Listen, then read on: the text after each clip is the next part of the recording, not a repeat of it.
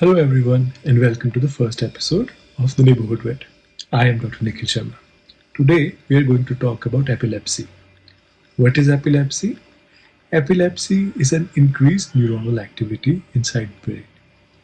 It can manifest as twitching in some part of the body or as a generalized or grand mal seizures. There can be many reasons to it. The reason we chose this topic for today was I was seeing an increased number of pet parents wanting to ask that is it necessary to start with the medicine and which medicine to use.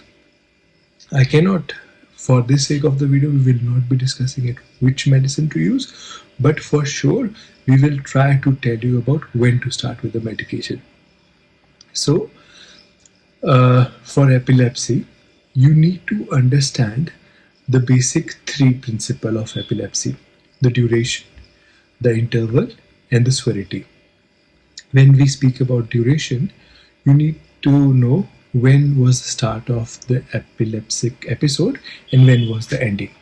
Similarly, for interval, what we mean is when was the last episode and what was the current episode. The gap in between gives us the interval between the two episodes.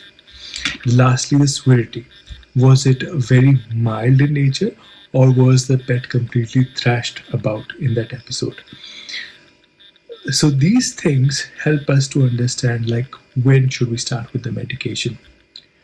Ideally, if the duration is not more than 5 minutes and the pet is not going into a cluster of seizures, that is one after the another seizure, we usually let it go. But if it is more than that, we would like to start with the medication. The second reason we start with the medication is the interval. If the gap is not more than 1 month, we usually start with the medication as well. The severity.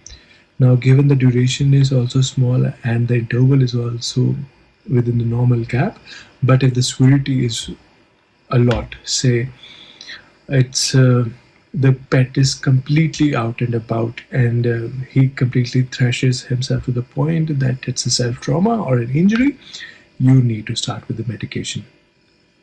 Before starting the medication, there can be, your vet would like to discuss with you the possible causes of epilepsy, and if none is found, we usually call that as idiopathic epilepsy. To sum up the causes of epilepsy, it can be a central nervous system cause, that is within the brain and other neuronal pathways, or out of the brain and its systems, say like hepatic encephalopathy, uremia, and hypoglycemia, and such causes. And if none is found, we call it as idiopathic epilepsy.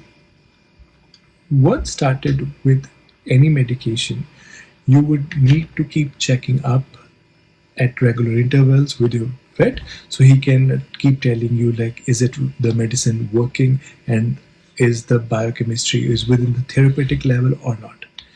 If not, he will advise you to increase the dose or decrease the dose accordingly.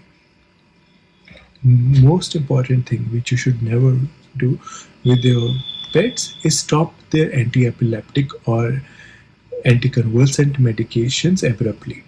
Always speak to your vet like should we taper it down, by what dose should we taper it down, and so on before taking that action or call on it. I hope it helps you a lot. So do share, like, and subscribe. Looking forward to your suggestions and queries. If you have any, please feel free to write to us at thehoodvet@gmail.com. Signing off, the Neighbourhood Vet, Dr. Nikhil Sharma. Thank you. To sum up today's video on epilepsy, these are the key takeaways. Make a small video of the episode.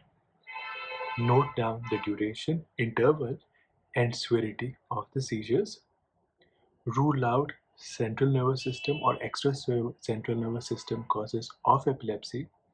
Once on medication, check for therapeutic level and adverse reactions of the medicine. And last but not the least, do not stop the medication abruptly.